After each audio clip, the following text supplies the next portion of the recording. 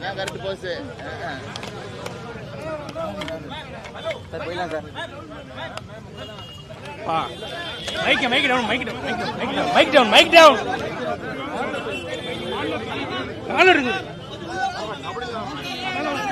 ஆரம்பிப்பாங்கண்ணே. போலாமா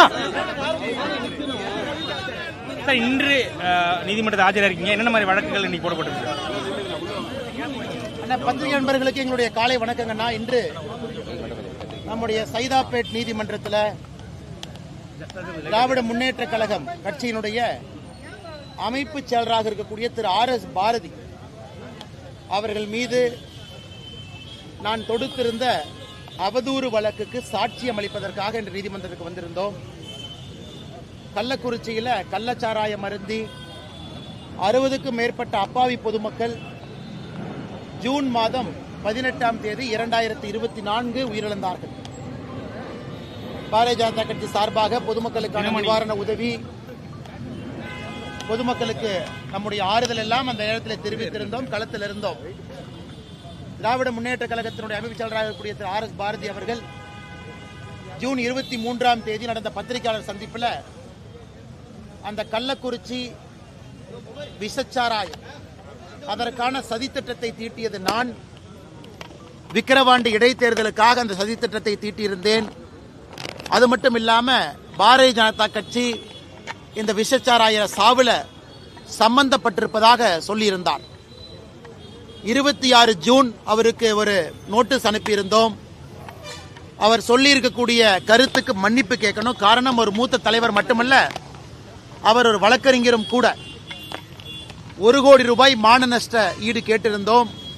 அந்த 1 கோடி ரூபாயும் மாநில அரசுக்கு செலுத்தி கள்ளக்குறிச்சி கருணாபுரத்தில் போதை மறுவாழ்வு மையத்திற்கு அந்த 1 கோடி ரூபாயும் அளிக்க வேண்டும் என்று சொல்லியிருந்தோம். இரண்டும் ஒரு செய்யாத காரணத்தினால வழக்கு தொடுக்கப்பட்டு இன்று அந்த வழக்கு விசாரணைக்கு வந்து திரு RS பாரதிக்கு எதிராக சாட்சியம் என்று கொடுத்துவிட்டு வந்திருக்கின்றோம். அதே நேரத்தில் கடந்த முறை சைதாப்பேட் கோர்ட்டுக்கு வந்த பொழுது திரு TR பாலு அவர்களை கிராஸ் எக்ஸாமினேஷன் செய்த பொழுது என் மீது சில குற்றச்சாட்டுகளை வைத்திருந்தார்.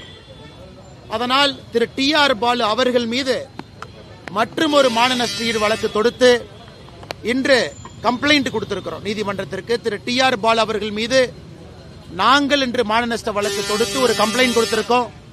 திரு RS பாரதி அவர்கள் மீது தொடுக்கப்பட்ட வழக்கு நீதிமன்றத்தால் ஏற்கப்பட்டு இன்று சாட்சியம் கொடுத்திருக்கின்றோம். 2 வழக்கும் கூட முடித்துவிட்டு வெளியே வந்து நம்முடைய பத்திரிகை நண்பர்களை சந்தித்துக் கொண்டிருக்கின்றோம். உங்களுக்கு இருக்கக்கூடிய கேள்வி கேளுங்கன்னா பதில் சொல்றோம். கடந்த முறை இந்த குறுக்கு விசாரணையின் போது TR பாலு மீது பல்வேறு குற்றச்சாட்டு வச்சிருந்தாரு. குறிப்பாக இடம் நீங்க வந்து வாங்கியிருக்கீங்க அப்படின்னு. அதற்கெல்லாம் நீங்க என்ன மாதிரியான பதில் சொல்ல விரும்பியிருக்கீங்க? ஆதாரங்கள் எதுவும் சமைச்சிருக்காரா? ஆனா இன்னைக்கு கம்ப்ளைண்ட் கொடுத்திருக்கிறோம். நீதியரசர் அவர்கள் அந்த கம்ப்ளைண்ட்டை ஏத்துக்குவாங்க அப்படிங்கிற நம்பிக்கை இருக்கு. திரு TR பாலு அவர்கள் வந்து எல்லா ஆதாரத்தையும் நாங்கள் கொடுக்க இருக்கின்றோம், எல்லா ஆதாரத்தையுமே. அதனால் இன்னைக்கு திராவிட முன்னேற்ற கழகத்துக்கு இது வேடிக்கையா போச்சு.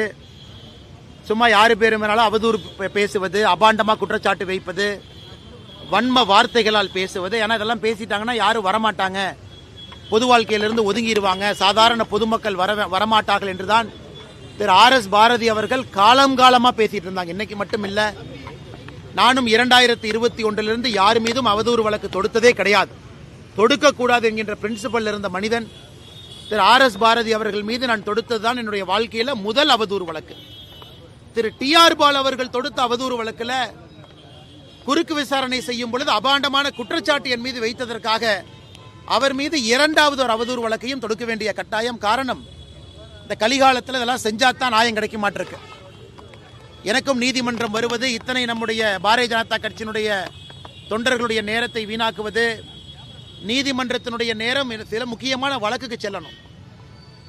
அதையெல்லாம் கூட கருத்தில் கொண்டு எந்தவித வழக்கையும் தொடுக்காமல் இருந்து, ஆனால் அவர்களுடைய பொய் அதிகமாகிக் கொண்டிருக்கக்கூடிய காரணத்தினால அதற்கெல்லாம் முடிவு கட்ட வேண்டும் என்பதற்காகத்தான் நானும் இந்த ரூட்டை எடுத்திருக்கேன். அதனால் நிச்சயமாக வருகின்ற காலத்தில் திரு RS பாரதி அவர்களுக்கு, திரு TR பாலு அவர்களுக்கு இந்த மாண்புமிகு நீதிமன்றம் சரியான தண்டனை கொடுப்பாங்க அப்படின்னு நான் நம்புறேன். ஆனால் இன்னைக்கு 2 பேருமே வரல. திரு RS பாரதி அவர்களும் வரவில்லை, திரு TR பாலு அவர்களும் வரவில்லை. அதனால் இன்னைக்கு வந்து எங்களுடைய தரப்பு சாட்சியத்தை டிப்போசிஷனா கொடுத்துருக்கோங்கன்னா அவர்கள் அவர்களுடைய லாயரோடு வருகின்ற காலத்தில் வருவாங்க. அன்னைக்கு தான் குறுக்கு விசாரணை, வேறு விசாரணைலாம் இருக்கும். திரு ஆர்.எஸ். பாரதி அவர்கள் என் மீது பேசியிருக்கக்கூடிய அவதூறுக்கான சாட்சியத்தை கொடுத்துருக்கோம். டிஆர் பால் அவர்கள் மீது நான் கொடுத்திருக்கக்கூடிய அவதூறு வழக்கு ஏற்கப்பட்ட உடன், ஏன்னா அது நீதிமன்றத்துக்குள்ள பேசப்பட்டது, நீதியரசர் முன்பு பேசப்பட்டது, அது ஏற்கப்பட்ட உடன் அதற்கான சாட்சியத்தை அடுத்த தேதி ஏப்ரல் 7ஆம் தேதி 2026 அடுத்த தேதி கொடுத்திருக்காங்க. ஏற்கப்பட்டவுடன் அதற்கான சாட்சியத்தை ஏப்ரல் 7ஆம் தேதி கொடுப்போம். அண்ணா வேறங்கண்ணா பாஜக வந்து அதிமுகவை வெளியிட்டு இருக்கு. அதிமுக தொண்டர்களுக்காகவும் நிர்வாகிகளுக்காகவும் நான் வருத்தப்படுறேன்னு சொல்றாரு. அண்ணா, இன்னைக்கு எப்படி இருக்குன்னா, நம்முடைய முதலமைச்சர் அவர்களுடைய கண்ணீர் என்பது அவருடைய கட்சிக்காக இருக்க வேண்டுமோ தவிர, முதலமைச்சருடைய கண்ணீர், அந்த போலி கண்ணீர் அனைத்து இந்திய அண்ணா திராவிட முன்னேற்ற கழகத்துக்காக இருக்கு. இன்னைக்கு 5 ஆண்டு காலம் ஆட்சியில் இருக்கக்கூடிய முதலமைச்சர் அவர்கள் தான் செய்திருக்கக்கூடிய எந்த சாதனையுமே சொல்லாம அனைத்து இந்திய அண்ணா திராவிட முன்னேற்ற கழகத்து கட்சிக்காக ஒரு பொய் நீலி கண்ணீரை வடித்துக் கொண்டிருக்கின்றார். முதலமைச்சர் அவர்கள் நன்றாக உணர்ந்து கொள்ள வேண்டும். தமிழகத்தில் அவர் என்னதான் திசை திருப்பினாலும் கூட மக்கள் திராவிட முன்னேற்ற கழகத்தை வீட்டிற்கு அனுப்ப வேண்டும் என்கின்ற முடிவுக்கு வந்துவிட்டார்கள். எனக்கு அனைத்து இந்திய அண்ணா திராவிட முன்னேற்ற கழகம், அந்த கட்சி, அதற்கு ஒரு பொதுச் செயலாளர், அதற்கான தலைவர்கள் இருக்கிறாங்க. அந்த கட்சி அவர்கள் முன்னேற்றத்திற்காக, தமிழக மக்கள் முன்னேற்றத்திற்காக அந்த கட்சி நடத்தப்பட்டுக் கொண்டிருக்கிறது. தமிழக பாரதிய ஜனதா கட்சியை பொறுத்தவரை எங்களுடைய தொண்டர்கள் தமிழக மக்களுடைய முன்னேற்றத்திற்காக இந்த கட்சி நடத்தப்பட்டுக் கொண்டிருக்கிறது. ஒரு தேர்தலில் 2 பேரும் கூட்டணியில் இருக்கும். இதே வாதத்தை சொல்லக்கூடிய முதலமைச்சர், இதற்கு முன்பு திராவிட முன்னேற்ற கழகத்தினுடைய கூட்டணியில் நாம் இருந்தோம். 1999 2003 காலகட்டம் வரை அந்த கூட்டணியில் இருந்த பொழுது திராவிட முன்னேற்ற கழகம் கட்சி விழுங்கப்பட்டதா? அதனால முதலமைச்சர் அவர்கள் கண்ணாடியை பார்த்து பேசணும். இதே திராவிட முன்னேற்ற கழகம் இதற்கு முன்பு பாரதிய ஜனதா கட்சியினுடைய கூட்டணியில் இருந்த பொழுது அந்த கட்சி யாரும் சிதைச்சாங்களா, விழுங்குனாங்களா? அதனால் பாரதிய ஜனதா கட்சியை பொறுத்தவரை ஒரு தனித்தன்மையான ஒரு இயக்கம். எங்கள் வளர்ச்சிக்காக, தமிழகத்தினுடைய வளர்ச்சிக்காக இங்கே அரசியல் செய்து கொண்டிருக்கின்றோம். தேர்தல் காலகட்டத்தில் கூட்டணி வைப்பது இயல்புதான். அதனால் முதலமைச்சர் அவர்கள், நீ காங்கிரஸோடு கூட்டணி வைக்கிறீங்க, காங்கிரஸ் உங்களை விழுங்கிருமா? கம்யூனிஸ்ட் கட்சியை நீங்க விழுங்கிருவீங்களா? இல்ல அண்ணன் திருமாவளவன் அவருடைய விசிகேவை நீங்க விழுங்கிருவீங்களா? அதனால் அந்த குற்றச்சாட்டை நான் திமுகவின் மீது வைக்கல. ஆனா திமுக இன்னைக்கு ஏன் அந்த குற்றச்சாட்டை வைக்கிறாங்கன்னா, மக்கள் மனசுல திசை திருப்பணும், ஆட்சியினுடைய தப்பான விஷயத்தை மக்கள் பேசக்கூடாது என்பதற்காக மட்டும்தான். உங்களுக்கு தெரியும், இதற்கு முன்பு பீகாரில் ஜனதாதள் யுனைடெட் JDU இதற்கு முன்பு 2019 தேர்தல் நடந்த பொழுது அங்கே JDUவை விட அதிகமான MLAக்கள் நாம் பெற்றிருந்தும் கூட திரு நிதிஷ்குமார் அவர்களை முதலமைச்சராக்கணும். அதே போல மகாராஷ்டிராவில் சிவசேனா கட்சி தான், அந்த ஒரிஜினல் சிவசேனா கட்சி தான் பாரதிய ஜனதா கட்சி வேண்டாம் என்று வெளியே சென்று காங்கிரஸோடு கூட்டணி ஆட்சி அமைத்தார்கள். பாரதிய ஜனதா கட்சி எங்கேயும் யாருக்கும் எந்த பிரச்சனையும் ஏற்படுத்தவில்லை. எங்களை விட்டுட்டு ஒரிஜினல் சிவசேனா அவங்க தான் போனாங்க. அந்த சிவசேனாலிருந்து தான் ஏக்நாத் ஷிண்டே அவர்கள் உடைத்துக் கொண்டு பாரதிய ஜனதா கட்சியிட்ட வந்தாங்க. எங்களை விட குறைவான சட்டமன்ற உறுப்பினர்கள் இருந்தும் கூட இதற்கு முந்தைய பீகார் தேர்தலில் திரு நிதிஷ்குமார் அவர்கள் முதலமைச்சராக அவருக்கு அந்த பொறுப்பு கொடுத்த கூட்டணி தர்மம். இன்றும் கூட எங்களை விட குறைவான சட்டமன்ற உறுப்பினர்கள் இருக்கக்கூடிய JDU கட்சி அங்கே ஆட்சி பொறுப்பு நம்ம கொடுத்திருக்கோம். அதனால் முதலமைச்சருக்கு இதெல்லாம் புரியாது, இதெல்லாம் தெரியாது, வேண்டுமென்றே அபாண்டமான குற்றச்சாட்டை சுமத்த வேண்டும் என்பதற்காக முதலமைச்சர் அவர்கள் பேசிக் கொண்டிருப்பதாக நாங்கள் பார்க்கின்றோம். சார், இந்த சிலிண்டர் விலை உயர்வை கண்டித்து மார்க்சிஸ்ட் கம்யூனிஸ்ட் கட்சிலாம் போராட்டம் நடத்துறாங்க. ஒரு அசாதாரண சூழல் நிலவுதா? எப்படி இருக்கு சார் இது? அண்ணா, இதை கொஞ்சம் விரிவா நான் பேச விரும்புறேங்கன்னா, சிலிண்டரை பொறுத்தவரை நமக்கு பெரும்பாலும் வரக்கூடிய LPG சவுதி அரேபியாவிலிருந்து பெரும்பாலும் வருது. அது ஸ்ட்ரெயிட் ஆஃப் ஹோர்முஸ் பகுதியிலிருந்து நமக்கு வரணும். இன்று ஈரான் இந்த போர் ஆரம்பித்த பிறகு அந்த ஸ்ட்ரெயிட் ஆஃப் ஹோர்முஸ் அந்த பகுதியை மூடி வச்சிருக்கிறாங்க. அதனால் எந்த கப்பலும் கூட வெளியே வர முடியாத ஒரு அசாதாரணமான சூழ்நிலை நிலவுகிறது. நம்முடைய மத்திய அரசை பொறுத்தவரை பல இடத்துல நம்ம பெட்ரோலியம் உற்பத்தி பொருட்களை வாங்கினாலும் கூட, இம்போர்ட் செய்தாலும் கூட, ரஷ்யாட்ட, வேறு வேறு காலகட்டத்தில் ஈராக்கு கிட்ட, சவுதி கிட்ட, கட்டாரு கிட்ட. ஆனால் அந்த LPG கேஸ் மிக அதிகமாக சவுதி அரேபியாவிலிருந்து வருது. அந்த பகுதியில் மட்டும் அது வரணும். அதனால் இன்று எல்லோரும் எதிர்பார்ப்பது மிக விரைவில் அந்த ஸ்ட்ரெயிட் ஆஃப் ஹோர்முஸ், அந்த வளைகுடா பகுதி இயல்பு நிலைக்கு வந்த பிறகு கப்பல்கள் வர ஆரம்பிக்கும். இன்னைக்கு கமர்ஷியல் சிலிண்டர், நேற்று கர்நாடகாவில் ஹோட்டல் அசோசியேஷன் அவர்கள் ஒரு அறிக்கை கொடுத்திருந்தாங்க. இன்னைக்கு அன்னபூர்ணா கோயம்புத்தூர்ல நிறுவனம் ஒரு அறிக்கை கொடுத்திருக்கிறாங்க. சென்னை ஹோட்டல் ஓனர்ஸ் அசோசியேஷன் கொடுத்திருக்கிறாங்க. அவங்க கொடுத்திருப்பது அவங்களுடைய பிசினஸ் சம்பந்தமா கொடுத்திருக்கிறாங்க. இதில் அரசியல் எதுவும் கற்பிக்க விரும்பல. ஏன்னா கமர்ஷியல் சிலிண்டர் புக் பண்ணணும்னா 21 நாள் இடைவெளி இருக்கணும். இந்த போருக்கு பிறகு மத்திய அரசு அதை 25 நாள் ஆக்கியிருக்கிறாங்க. 25 டேஸ் கேப் கொடுக்கணும். அதனால் கண்டிப்பாக ஒரு அசாதாரண சூழல் இருக்கு.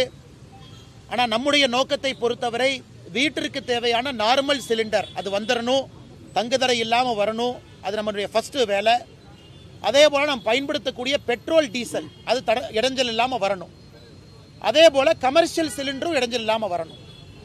இன்னைக்கு நிச்சயமாக மிக வேகமாக இது இயல்பு நிலைக்கு திரும்பும் என்கின்ற நம்பிக்கை உங்களுக்கு தெரியும். நம்ம ஆட்சிக்கு வந்த பொழுது 2014 14 கோடி குடும்பத்தில் கேஸ் சிலிண்டர் இருந்துச்சு. இன்னைக்கு அது 33 கோடி குடும்பத்திற்கு கேஸ் சிலிண்டர் போயிருக்கு. அப்படின்னா 12 ஆண்டுகளில் 14 கோடியிலிருந்து 33 கோடியாக கேஸ் சிலிண்டருடைய எண்ணிக்கை உயர்ந்திருக்கு. அது மட்டும் இல்லாமல் 2014க்கும் 2026க்கும் கேஸ் பயன்பாடு என்பது பல மடங்கு உயர்ந்திருக்கிறது. இன்னைக்கும் 60% நாம் இறக்குமதி செய்துதான் மக்களுக்கு பெட்ரோலியம் பொருள் கொடுத்துக்கிட்டு இருக்கோம். அதனால் பொதுமக்கள் யாரும் அச்சப்பட தேவையில்லை. மிக விரைவில் இயல்பு நிலைக்கு இது வரும். நம்முடைய அரசுக்கு இண்டிவிஜுவலா ஒரு ஸ்ட்ராட்டஜிக் பெட்ரோலியம் ரிசர்வ் ஒரு அரசும் வச்சிருக்கு, நாமளும் வச்சிருக்கோம். பாரத நாட்டிலும் மெங்களூர் போர்ட் உட்பட நாம ஸ்ட்ராட்டஜிக் பெட்ரோலியம் ரிசர்வ் கையிருப்பு இருக்கு. அதனால் யாரும் அச்சப்பட தேவையில்லை, பயப்பட தேவையில்லை. அதற்கான எல்லா பிரச்சனைகளையும் களைவதற்கான முயற்சியை மத்திய அரசு எடுத்துக் கொண்டிருக்கின்றார்கள் என்கின்ற செய்தியும் இந்த நேரத்தில் பத்திரிகை நண்பர்கள் மூலமாக நான் தெரிவிக்க கடமைப்பட்டிருக்கின்றேன். தேவையில்லாத பொதுவெளியில் அச்சத்தை, பயத்தை ஏற்படுத்த வேண்டாம் என்கின்ற அன்பான வேண்டுகோளையும் இந்த நேரத்தில் நாங்கள் தெரிவிக்க கடமைப்பட்டிருக்கின்றோம். அண்ணா திரு விஜய் அவர்களை பொறுத்தவரை நான் ஏற்கனவே பலமுறை சொல்லி இருக்கின்றோம். அதிகாரப்பூர்வமாக இந்த கட்சியினுடைய தலைவர் அண்ணன் நயினார் நாகேந்திரன் அவர்கள் அதிகாரப்பூர்வமாக அது போன்ற பேச்சுவார்த்தை எதுவும் இல்லை என்று தொடர்ந்து சொல்லிக் கொண்டிருக்கின்றார்கள். என்னை பொறுத்தவரை ஒரு டீயும் காஃபியும் எப்பொழுதும் கலக்காது என்று சொல்லிக் கொண்டிருக்கின்றேன். காரணம் சித்தாந்தங்கள் வேறு. ஆனால் இன்னைக்கு ஊடக நண்பர்கள் உங்களுடைய ஊகத்தில் தான் பல இடத்துல எழுதுறீங்க. அதனால் நாங்கள் இன்னைக்கு வலிமையாக இருக்கிறோம். தேசிய ஜனநாயக கூட்டணி, அனைத்து இந்திய அண்ணா திராவிட முன்னேற்ற கழகம் தலைமையிலான தேசிய ஜனநாயக கூட்டணி, இன்னைக்கு எங்களுடைய கூட்டணி வலுவாக இருக்கிறது. தேர்தலை சந்திப்பதற்கு தயாராக இருக்கின்றோம். ஒரு பெரும் வெற்றியும் பெறுவோம் என்கின்ற முழு நம்பிக்கை எங்களுக்கு இருக்கு. ஒரு புறம் கட்சிக்காரங்க டிவி தொலைக்காட்சிகள்லாம் விஜய் பவன் கல்யாண் மூலமா என்டிஏக்கு வராரு அப்படின்ற தகவல் தெரிவிக்கிறாங்க. இன்னொரு புறம் செய்தி தொடர்பாளர் வெளியிட்ட அறிக்கை தொடர்பாக அவர் பொறுப்பிலிருந்து நீக்கப்படுறாரு. கட்சிக்குள்ளே ஒரு குழப்பம் இருக்கு அப்படின்னு திரு ANS பிரசாத் அவர்கள் கட்சியினுடைய ஒரு மூத்த உறுப்பினர், ஒரு நல்ல செய்தி தொடர்பாளர், பத்திரிகை நண்பர்களோடு மிக நெருங்கிய தொடர்பில் இருக்கக்கூடிய மனிதர். அதனால் கட்சி மாநில தலைவருடைய அறிவிப்பு நாமெல்லாம் தேவையில்லாமல் எதுக்கும் முடிச்சு போட்டுக்க வேண்டாம், இது செஞ்சாரு அதனால நீக்கி இருக்கிறாங்கன்னு. அவரும் இந்த தேர்தலில் வேறு வேறு பொறுப்பில் இருப்பாங்க. ஒரு மூத்த தலைவர் வேறு வேறு பொறுப்பில் செயல்படுவார். அதனால் நிச்சயமாக திரு ANS பிரசாத் அவர்கள் எங்களுடைய மூத்த ஒரு உறுப்பினர், ஊடகத்துறையில் நிறைய அனுபவம் இருக்கக்கூடிய ஒரு மனிதர். அதனால் மாநில தலைவர் அவர்கள் அந்த அறிவிக்கையை அவருடைய அறிவிப்புக்கு தேவையில்லாமல் முடிச்சு போட வேண்டாம். இந்த கட்சி அவருக்கு வேறு விதத்தில் பயன்படுத்தும், வேறு வேறு பொறுப்பும் கொடுக்கும். நாளை பிரதமர் தமிழகம் வராரு, எந்த அளவுக்கு ஒரு தாக்கம் ஏற்படுத்தும்? நாளை நம்முடைய பாரத பிரதமர் ஐயா நரேந்திர மோடி அவர்கள் கொச்சினிலிருந்து நேரடியாக திருச்சிக்கு வர இருக்கிறாங்க. நாளைக்கு சாயந்தரம் ஒரு பிரம்மாண்டமான ஒரு பொதுக்கூட்டம் திருச்சியில் நடைபெற இருக்கிறது. இதற்கு முன்பு மதுராந்தகத்தில், மதுரையில், இப்பொழுது திருச்சியில் 3வது பொதுக்கூட்டம். நாளை வெற்றிகரமான ஒரு பொதுக்கூட்டமாக இருக்கும். ஒரு பொதுக்கூட்டமும் பேசும் பொருளாக இருந்திருக்குது. மதுராந்தகத்தை பொறுத்தவரை தேசிய ஜனநாயக கூட்டணியை லான்ச் பண்ணுச்சு. திருச்சியை பொறுத்தவரை திருப்பு முனையை ஏற்படுத்தும். அது மட்டும் இல்லாமல் தேசிய ஜனநாயக கூட்டணியுடைய வெற்றியை உறுதி செய்யக்கூடிய பொதுக்கூட்டமாக நாளை இருக்கும் என்று நாங்கள் நம்புகின்றோம். பாராளுமன்றத்தில் இந்த வளைகுடா போர் பற்றி எதுவுமே விவாதிக்க டைம் கொடுக்க மாட்டேங்கிறார் இல்லைங்க ஐயா. பாராளுமன்றத்தில் திரு ஜெய்சங்கர் அவர்கள் வளைகுடா போரை பற்றி விவாதிப்பதாக நோட்டீஸ் கொடுத்துட்டாங்க. நம்முடைய அரசு சார்பாக வளைகுடா போரை பற்றி விவாதிப்பதற்கு தயார், அதற்கான நோட்டீஸ் கொடுத்துட்டாங்கன்னா கண்டிப்பா விவாதம் நடக்கும். எதிர்க்கட்சி தலைவர் மாண்புமிகு ஐயா ராகுல் காந்தி அவர்கள் அவர் பேசியது 2-3 நாட்களுக்கு முன்பு. இன்னைக்கு மத்திய அரசு பாராளுமன்றத்தினுடைய உறுப்பினர்களுக்கு இதை பத்தி சொல்லுவாங்க. அது மட்டும் இல்ல, ராகுல் காந்தி ஐயாவுடைய கட்சியை சார்ந்திருக்கக்கூடிய திரு சசி தரூர் அவர்கள் தான் வெளியுறவுத்துறைக்குரிய பாராளுமன்ற குழுவினுடைய தலைவராக இருக்கிறார். அவருக்கு எப்ப வேணாலும் யாரை வேணாலும் கேட்பதற்கான உரிமை இருக்கு. Parliamentary standing committee on external affairs திரு சசி தரூர் அவர்கள் தலைமை. அவர் ஃபாரின் செக்ரட்டரியை கூப்பிடலாம், யாரை வேணாலும் கூப்பிடலாம், எந்த கேள்வி வேணாலும் கேட்கலாம். காங்கிரஸ் கட்சி கையில பாராளுமன்ற standing committee on external affairs இருக்கும் பொழுது திரு ராகுல் காந்தி அவர்கள் பேசியிருக்கக்கூடிய இந்த பேச்சு தேவையில்லாத ஒரு பேச்சாகத்தான் எங்களுடைய கருத்தாக